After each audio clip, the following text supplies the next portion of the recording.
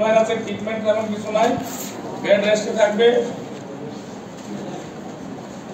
Bed রেস্টে থাকবে। কেমন? হ্যাঁ, তার কিছু ভালো হয়নি। কোনটা ভালো বলতে কি মানে কি হলে এখানে বিষয়টা বুঝতে হবে। ভাইরাসের ক্লিনিক্যাল ফিচার অনুযায়ী যদি বাচ্চা সাহায্য কি বলে রোগী যদি স্বাভাবিক কিছু সিম্পটম থাকে তাহলে আস্তে ধীরে কি আস্তে আস্তে ডেঞ্জার হয়ে যায়। কেমন? আগের দিন ইকটেরিকেস আর হলো ইকটেরিকেস বললাম না আগের দিন, মাথা ব্যথা, অ্যাবডোমিনাল পেইন, আমরা এক সপ্তাহ এগুলো সব খেয়ে ফেলেন, anorexia, nausea, vomiting, muscle pain বলছিলাম আগের দিন। আর এটা কি হলে কি হতে পারে? জ্বর, মাথা ব্যথা, পেটে ব্যথা, অ্যানোরেক্সিয়া, নসিয়া, ভমিটিং, মাসল। কেমন? আর বলছিলাম যে যখন জন্ডিস হয়ে যাবে তখন কি থাকবে? ইসিং থাকবে, গায়ে কি থাকবে? চুলকানি, কোনো বেশি মশলা নাই কিন্তু দেখা যাবে যে গাটা শুধু চুলকাচ্ছে। কেমন? একটা আছে যে স্ক্যাবিসের চুলকানি, আর একটা হলো যে জন্ডিসের চুলকানি ভিন্ন। কেমন? জন্ডিসের চুলকানিটা হলো জন্ডিসের চুলকানি হবে, কোনো বেশি মশলা থাকবে না। কেমন? আচ্ছা, আর বলছিলাম যে স্কুলের কালারটা কাদা কালারের হতে না, হ্যাঁ তাহলে কেলে কালার স্কুল। এরকম যদি আমরা হেপাটাইটিস বি এখন তো আমরা বললাম যে এইচবি টেস্টিং করব, আল্ট্রাসাউন্ড লেভেল করব। কেমন? এসজিপিটি করব, সব তো পড়াচ্ছেন। আচ্ছা, এখন আসেন এই রোগীর ক্ষেত্রে চিকিৎসা তেমন কিছু নাই। হেপাটাইটিস ক্ষেত্রে কি নাই? চিকিৎসা তেমন নাই। বিলিরুবিন নরমাল আসা পর্যন্ত ক্ষেত্রে বিলিরুবিনটা বাড়ে। জন্ডিস কেন হয়? বিলিরুবিন বেড়ে গেলে। বিলিরুবিন কমা পর্যন্ত রোগীকে রেস্টে থাকতে হবে আর প্রচুর পরিমাণে পানি খাবে। কি খাবে?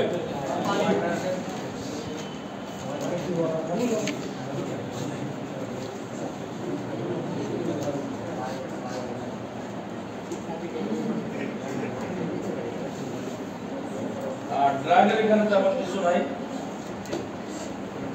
ড্রাগের মধ্যে মাল্টিভিটামিন দেবো। কি দেবো? মাল্টিভিটামিন। এটা মাল্টিভিটামিন দেবো।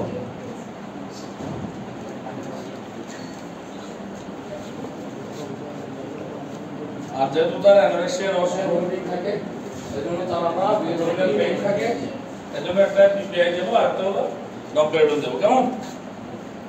এটা কি দেবো? একটা পিপিআই দেবো, প্রোটন পাম্প ইনহিবিটর, সেটা হবে ব্রাজোলক, এসোব্রাজোলক।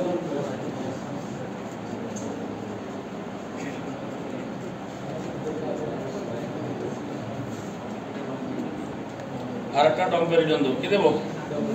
যেটা এইসবের রোগের ক্ষেত্রে বেশি ইয়ে হয়, বমি। ডম্পেরিডন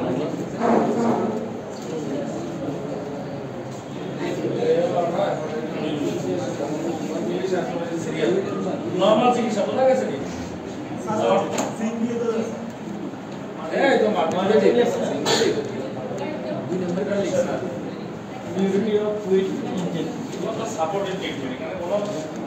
বলছি যে ব্লাড রুট থেকে হয়, সেক্সুয়াল রুট থেকে হয়, কেমন? আর মায়ের থেকে যায়। তাহলে এই জিনিসগুলো যদি আমরা মানে একটু সচেতন হই, কেমন? তাহলে দেখা যাবে যে হেপাটাইটিস বিটা প্রিভেন্ট করা কি হয় সহজ। এখন দেখেন prevention of hepatitis B. Prevention মানে কি? এই প্রিভেনশন মানে কি?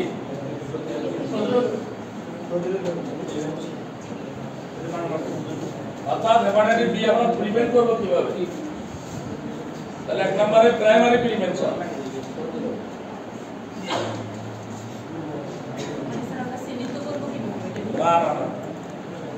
যাতে না হয় হেপাটাইটিস বিটা যেহেতু হওয়া খারাপ, যেহেতু হেপাটাইটিস বি ভাইরাস যাতে সহজে না হয় জন্য কিছু প্রতিরোধ করার উপায় আছে। কেমন? যেগুলোর মাধ্যমে হয় সাধারণত ছড়ায় সেগুলো আমরা একটু খেয়াল করবো। যেমন সেফ ব্লাড ট্রান্সফিউশন। যেমন কি? সেফ ব্লাড ট্রান্সফিউশন অর্থাৎ কি দেখে শুনে নেবে কি দেখবো ব্লাড দেখে বুঝতে নেব। স্ক্রিনিং করবো আমরা। কি করবো? স্ক্রিনিং। অর্থাৎ ব্লাড গুলো এই কেউ ডোনার হোক আর অর্থাৎ ডোনার, কেমন? ডোনার অথবা রিসিভার কোন ধরনের আমরা হেপাটাইটিস বি আছে কিনা দেখবো, বিশেষ করে কি দেখবো এইচবিএস এইচবিএস এটা যদি এটা পজিটিভ আছে অথবা নেগেটিভ আছে কোনটা দেখবো কেমন। তাহলে এটা হলো সেফ ব্লাড ট্রান্সফিউশন। আচ্ছা যেহেতু ব্লাডের মাধ্যমে যায়, যেহেতু কিসের মাধ্যমে যায়, এগুলো ব্লাড রিলেটেড যেগুলো আছে কেমন, same use of surgical instrument, same use of surgical instrument.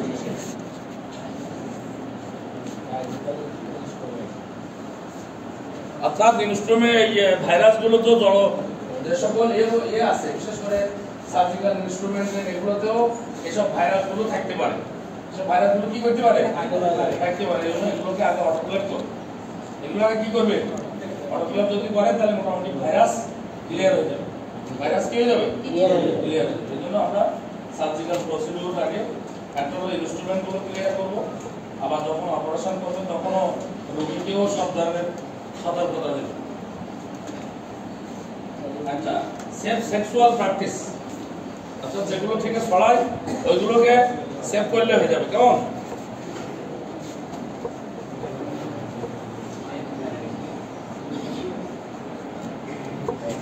Safe sexual practice.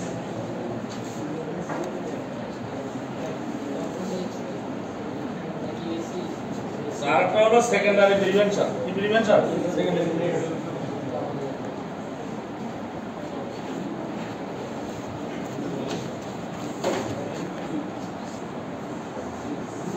Secondary prevention বলতে আমরা ভ্যাকসিন দেব। কি দেব, ভ্যাকসিন দেব, অ্যাক্টিভ আর প্যাসিভ। তাহলে একটা হলো অ্যাক্টিভ ইমিউনাইজেশন হলো hepatitis B vaccine.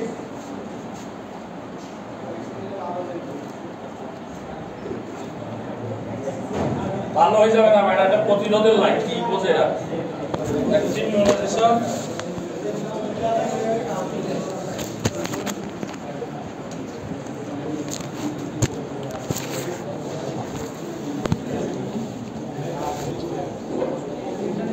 Hepatitis B vaccine কেমন, তাহলে হেপাটাইটিস বি ভ্যাকসিন আছে না, আছে এমরিক্স, তারপরে হেপাটাইটিস কি আছে না, হেপারিক্স এমরিক্স কি আছে রে।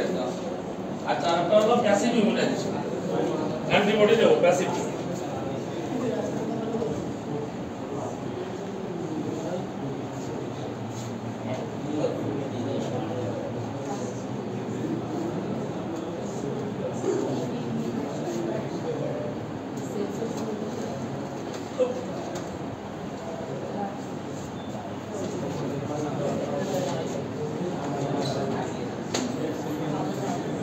Hepatitis B immunoglobulin.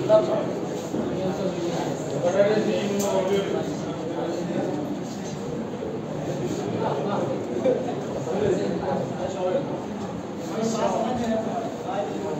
ये बोले एक्चुअली आता मैं तो दवाई नहीं छोड़ दिया हमने थोड़ा ऐसे रिफ्लेक्ट করে হেপাটাইটিস বি ভাইরাসটা কিভাবে ছড়ায় এরপর বলছি যে তার ক্লিনিক্যাল ফিচার। এই কথা বলছি সবাই, হেপাটাইটিস বি ভাইরাস সম্পর্কে আমরা কয়েকটা জিনিস জানলাম। একটা হলো যে কিভাবে ছড়ায়, কিভাবে ছড়ায়,